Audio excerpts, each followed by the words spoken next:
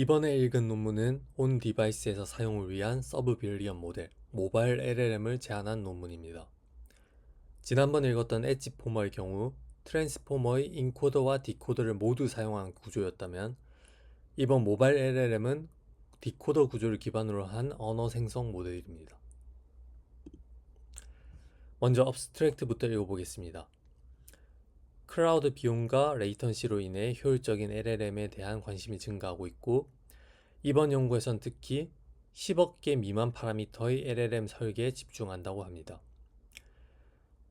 기존에 존재했던 모델 품질을 위해 데이터와 파라미터 수를 강조하던 믿음과 반대로 모델 품질을 위해 모델 아키텍처의 중요성을 강조하며 인베딩 쉐어링과 그룹드 쿼리 어텐션을 결합한 깊고 얇은 아키텍처를 활용한 모바일 LLM으로 기존 소타 모델보다 더 높은 정확도를 달성합니다. 또한 모델 크기 증가가 없고 약간의 추가 레이턴시만 있는 Immediate Blockwise Weight Sharing을 제한하며 이를 적용한 모델을 모바일 LLM LS로 명명합니다. 이렇게 적용된 기술들과 그 결과에 대해서는 본문에서 자세히 살펴보겠습니다. 현재 챗GPT나 Perplexity AI와 같은 서비스로 LLM은 점점 더 인간 생활의 다양한 측면에 스며들고 있습니다. 그런데 이를 위한 모델들은 수천억 개에서 조 단위의 파라미터를 가지고 있고 이후 이러한 규모의 모델들을 각 개인이 더 의존해서 사용하게 된다면 막대한 에너지 소비와 탄소 배출을 야기할 수 있습니다. 그리고 LLM을 스마트폰과 같은 모바일 장치에 배포하는 경우를 고려할 때 이 그림 2와 같이 메모리 제약으로 인해 라마 버전 2 7B 모델을 8비트 웨이트로 배포하는 것도 어렵습니다. 모바일 앱 하나는 이 D램을 운영체제 및 다른 애플리케이션들과 나눠서 사용해야 되기 때문에 대개 D램의 10%를 넘지 않는 것을 기준으로 삼아야 합니다. 또한 7B 모델은 토큰당 약 0.7줄의 에너지를 소비하며 이는 모바일 기기의 배터리 소모도 주요 제약으로 고려해야 함을 의미합니다. 이러한 조건들을 고려하여 온 디바이스 실행이 가능한 소형 모델을 만들고자 하며 서브 빌리언 모델을 사용하여 에너지 소비를 줄이고 더 빠르게 토큰을 생성할 수 있습니다. 구체적인 이 연구의 기여는 다음과 같습니다. 스케일링 로우와 다르게 작은 언어 모델에서는 너비보다 깊이가 더 중요함을 입증하고 인베딩 쉐어링과 그룹드 쿼리 어텐션으로 웨이트 사용을 최대화하며 이미디에이트 블록와이즈 웨이트 쉐어링으로 메모리의 웨이트 이동을 최소화합니다.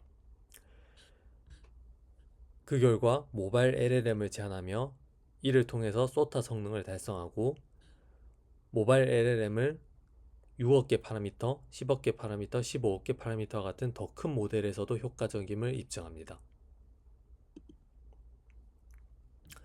모바일 LLM 구축을 위해 적용한 방법은 4가지가 있습니다.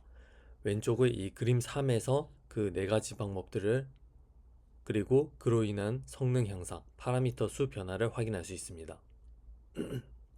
첫 번째로 적용한 방법은 스위글루를 사용하는 것으로 이를 통해서 제로샷 리즈닝 태스크의 평균 정확도를 42.6에서 43.9로 향상시켰으며 이후 실험에서는 스위글루를 기본적으로 적용했습니다. 두 번째는 모델의 깊이를 늘리는 것입니다. 파라미터 수 유지를 위해 너비를 줄이면서 깊이를 늘렸을 때 이 그림 4와 같이 더 높은 성능을 기록하는 것을 확인할 수 있습니다. 이 그림에서 빨간색 선이 더 깊은 모델이고 초록색 선이 얇으면서 넓은 모델인데 뚜렷한 차이를 확인하기 위해 이 오른쪽 그림을 보시면은 차이가 나는 것을 볼 수 있습니다. LLM 성능을 높이기 위해서는 데이터 양과 모델 크기가 중요하다는 것이 일반적으로 알려진 사실이었기에 방금 전에 두 번째 방법에 대해서 보다 정확한 수치를 기록한 표도 가져왔습니다. 표 위쪽이 약 1억 2,500만 개 파라미터 모델, 아래쪽이 약 3억 5천만 개 파라미터 모델을 기준으로 한 것인데 모델의 깊이를 늘리고 헤드와 차원을 줄이면서 성능은 오히려 좋아지는 것으로 보입니다. 이 연구를 보면서 로라 연구 등에서 언급되었던 모델이 필요로 하는 인트린식 디멘전은 더 작을 수 있다는 가정이 생각났습니다. 하지만 이를 통해 모델의 파라미터 수, 크기를 줄일 수는 있어도 순차적으로 연산해야 하는 레이어가 늘어나기 때문에 레이턴시가 늘어나진 않을까 하는 우려가 생겼습니다. 이에 대해서는 이후 모바일 LLM의 레이턴시 측정한 결과에서 다시 살펴보겠습니다. 세 번째로 적용한 방법은 임베딩 쉐어링입니다. 모델의 인풋과 아웃풋 임베딩을 공유하는 것인데, 규모가 큰 언어 모델에서는 이를 통해 조작할 수 있는 파라미터 비율이 크지 않기 때문에 LLM 설계에서 중요하게 고려되지 않았습니다. 하지만 이번 연구와 같이 전체 파라미터 수가 적은 모델에서는 이를 통해 줄일 수 있는 파라미터 비율이 크기 때문에 함께 적용되었습니다. 이 표 1을 보시면은 임베딩 쉐어링을 적용함으로써 1억 3,500만 개 파라미터 모델에서 10% 이상의 파라미터를 줄였고, 이로 인한 정확도 하락은 0.2포인트에 불과했습니다. 게다가 여기에 모델 깊이를 늘림으로써 여전히 파라미터 수는 기존보다 작으면서 성능은 오히려 더 향상시킬 수 있었습니다. 네 번째로 적용한 기술은 그룹드 쿼리 어텐션입니다. 쿼리 헤드와 동일한 수의 키밸류 헤드를 사용하는 대신 n개의 쿼리가 동일한 키밸류 헤드를 공유하도록 하는 방식입니다. 이 n은 이 그림 5에서 레시오로 표시되어 있습니다. 이 붉은 선을 기준으로 했을 때 키밸류 헤드를 16개에서 4개로 줄였을 때 1억 2,500만 개 파라미터 모델에서는 유사한 정확도를, 3억 5천만 개 파라미터 모델에서는 0.2포인트 하락한 정확도를 얻을 수 있었습니다. 이상으로 이 4가지 방법을 적용한 모델을 논문에서는 모바일 LLM이라고 부르고 있습니다. 여기에 추가적으로 제안하는 방법이 레이어 쉐어링입니다. 그림 6에서 A가 레이어 쉐어링이 적용되지 않은 모델이라면은 테스트하는 레이어 쉐어링 방식은 3가지가 있습니다. 첫 번째는 Immediate Block Wise Sharing, 인접한 블록에서 동일한 레이어를 사용하는 것이고, 두 번째는 Repeat All Over, 원래 레이어 순서를 유지하면서 그대로 반복하는 것입니다. 그리고 세 번째는 Reverse Sharing, 레이어 순서를 역순으로 하여 반복하는 방식입니다.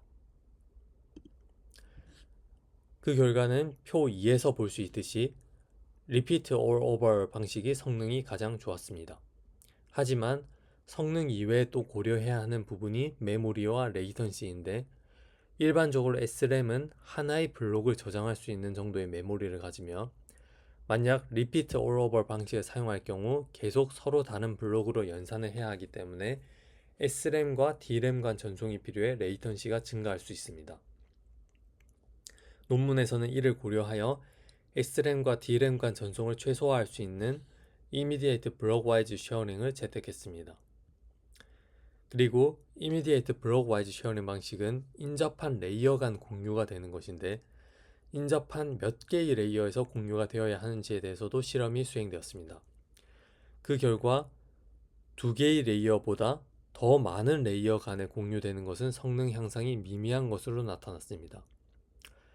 이 Immediate Block Wise Sharing 전략을 적용한 모델을 모바일 LLM LS라고 명명하였습니다.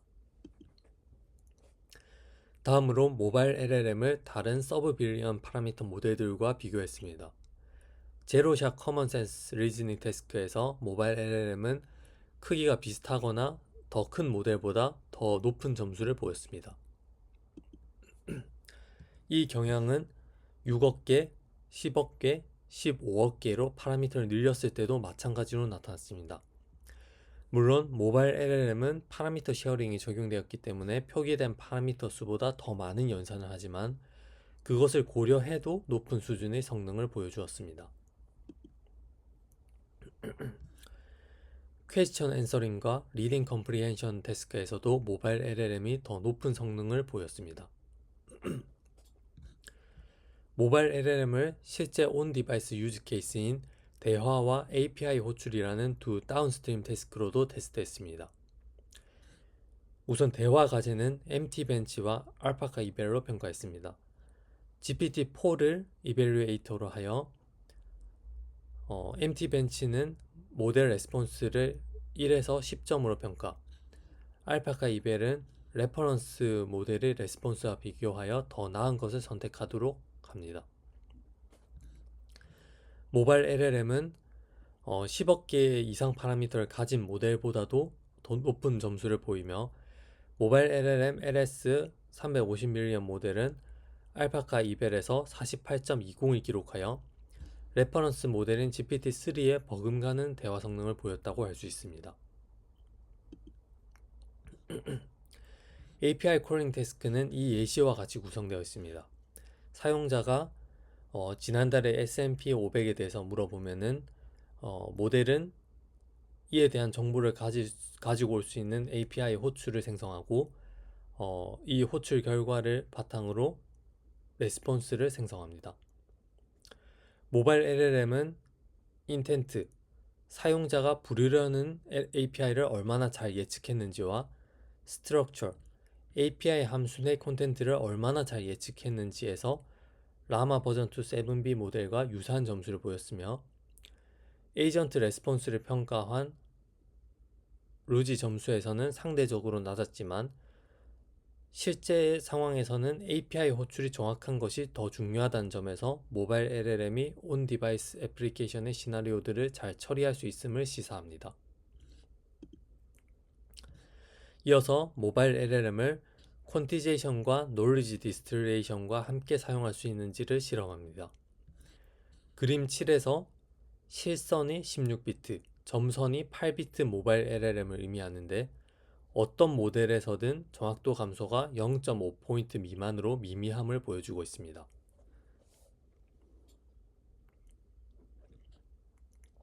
그리고 라마 버전 2 7B를 티처 모델로 하여 모바일 LLM을 훈련했으나 이 경우에는 훈련 시간만 늘어나고 정확도는 비슷하거나 더 낮았습니다.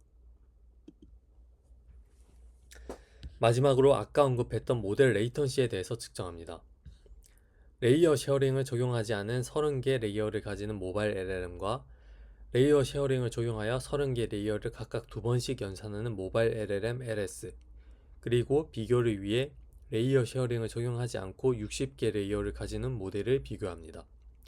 그 결과 이 표와 같이 레이어 쉐어링을 적용하여 30개 레이어를 2번씩 연산한 경우 한 번씩만 연산한 경우에 비해 상대적으로 미미한 레이턴시 증가가 있었고, 대조적으로 60개 레이어를 가진 모델은 로딩과 이니셜라이제이션에서 143%, 실행 시간은 86% 증가했습니다.